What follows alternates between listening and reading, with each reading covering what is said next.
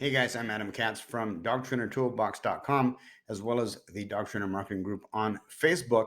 Thank you guys so much for all of the questions. I'm going to do this video a little bit different than I normally do. What I normally do is take one issue and create an entire video, typically 7 to 12 minutes, and just delve into that one topic. But tonight, I'm going to do this a little bit different. I'm going to do kind of a lightning round where I'm going to run through a bunch of questions that you guys have asked and touch on each of them briefly. And then maybe later within the next week or two, I can then dive deep into some of the issues that require diving deep into. But first, if you want to grow your dog training business, if you want a consistent stream of desperate dog owners calling you each and every day, each and every week, each and every month, something that you can rely on to know that you're going to get a consistent stream of new clients coming into your dog training business, get in touch with me through dogtrainertoolbox.com. And in the upper left hand corner, you'll see a box that says Expert Google AdWords Management for dog trainers only. Guys, this stuff really works. If we can get that campaign dialed in for you and match your message to your market, it can literally be life changing and take you from where you are now to where you've always dreamed of being with your dog training business. So again, check out dogtrainertoolbox.com. All right, let's get into it. Eric Devine writes, what are your comments regarding selling via your website or using that to get them on the phone so that you can sell them then? Eric, it's a great question. My philosophy, let me open this up here. My philosophy is that I want to make the prospect, the prospective dog training client, jump through a few hoops before they actually get to my full pitch, because it pre-qualifies them and it also kind of gets them into the mindset where I want them to be, so that by the time I do get to the price point, they've already kind of demonstrated that they're the type of client that I want to be pitching. So the way that I do it is I want to run traffic to the website or to the landing page, which is basically a one-page website or a subpage on your website, and get them to ideally pick up the phone and call. Once I'm on the phone with them, I'm not trying to sell them on the phone, although you can do that. That is a viable strategy, and many of my dog training clients do that. But for me personally, what I prefer to do is when I get them on the phone, because it's kind of a new relationship, it's just a phone call. I'm only using that phone consultation to pitch them on booking the in-person consultation.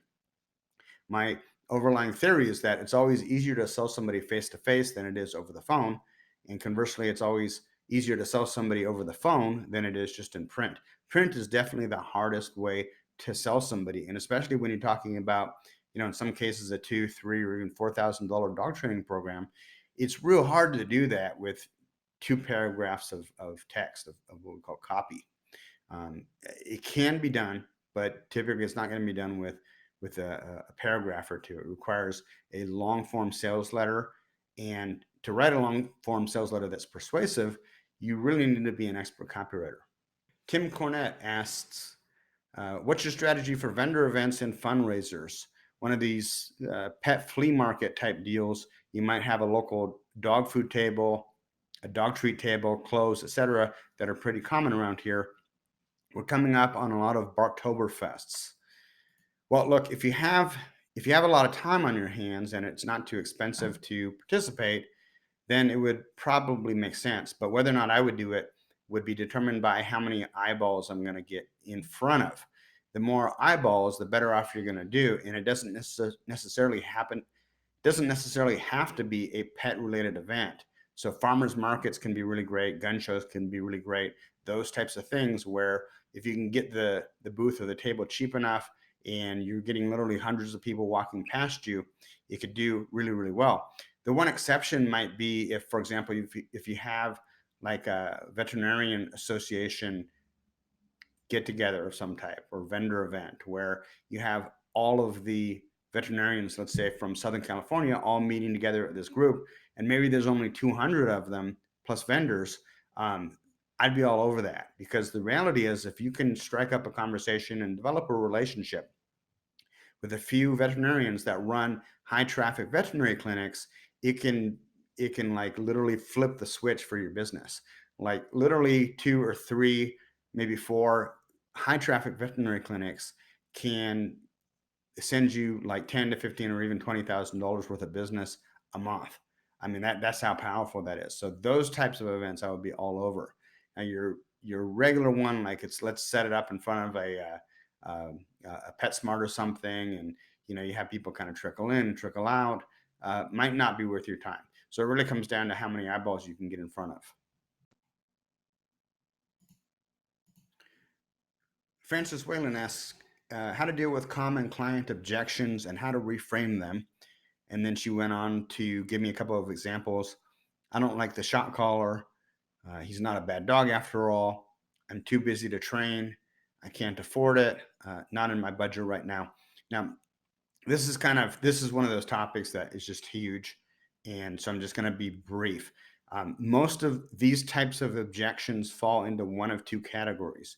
Either you haven't pre-qualified them, when I talked about making them jump through a few hoops before you actually get to the consultation.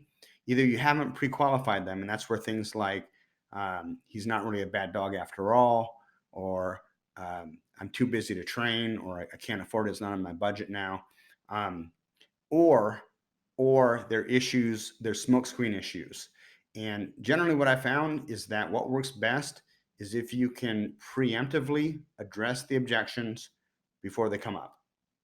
Brianne Durham asks, could you compile a list of the common marketing avenues that a dog trainer would take? For example, Google Ads, YouTube, neighborhood magazines, et cetera, et cetera. Let me just give you a couple of them, a couple of my favorites right off the bat, and then maybe we can do a more expansive video at another time. I would definitely say Google AdWords. I would definitely say home shows, although home shows are expensive and you're probably going to need a staff to field the volume of leads because you're going to get literally hundreds of leads in a very short period of time. And if you're a sole proprietor, if it's just you and you don't have anybody to help you out, you're probably going to get overwhelmed. So I would say in that case, maybe focus on smaller type events like gun shows or farmers markets or those types of things. Oh, and veterinary referrals, definitely veterinary referrals. Cameron Davis asks, don't have a marketing question, but more of an expanding question. Who should I hire first? I run everything out of my house. I would say hire a second dog trainer first. I'm assuming that because you're asking the question, you're probably already at capacity. Otherwise, I would say hire a virtual secretary to answer calls while you're out training with clients. But assuming that you're asking this question, you're probably at capacity. So I would say hire another dog trainer, because if you hire the right person, they can help you do other things like answer the phone if you're with a client, or you have them work with the client and then you can answer the calls. And then they can help you with marketing and other stuff as well. Ty the Dog Guy Brown asks, are there conversion number benchmarks you like to see for paid and organic traffic? A little bit of a trick question, and I don't mean that you asked it as a trick question, but it's a tricky question. Let me phrase it that way. Paid versus organic traffic, those are two separate things. I think what a lot of people don't understand is that even with just focusing on paid traffic or just focusing on organic traffic, a click is not a click is not a click. There's all different types of clicks. So for example, if we just take paid traffic, your benchmarks or your metrics for display ad campaigns are going to be completely different from your search ad campaigns. And then getting even more granular, you could have completely different metrics for, let's say, dog training campaigns versus puppy training campaigns. Comparing the display ad campaigns, the Google display ad campaigns versus the search campaigns, typically what we're finding is that the display ad campaign clicks generally cost about 1/10 what the search campaign clicks cost. If we're talking about focusing on the money keywords, the ones that really produce clicks, that produce leads. But you have to buy about 10 times as many display clicks to get the same result as you would from one search campaign click. So there aren't real universal metrics per se, but if I had to pick one, I would probably say cost per lead. Heather Travis asks, how do you know if your website is converting well enough? How many visitors equal how many leads on average, stuff like that. For most of you, it's probably going to be very difficult because you're sending all of your traffic to your homepage. So you may be running ads, you may have your website in a newspaper ad, you may have it on the side of your truck or your building, and you've got all types of different sources. So you don't know if, let's say, the business card that your local veterinarian gave to your client and all those people who came to your website, well, those clicks are going to be really hot because you had a very warm referral source sending that traffic to you, versus, maybe you're running a billboard and those leads are typically not going to be as warm as the lead that you get from the veterinarian. So there really isn't any way to do that unless you set up a completely separate landing page on its own domain name and used call tracking numbers specific to that domain name. And that's actually what we do with, not all, but with a lot of our Google Ads clients.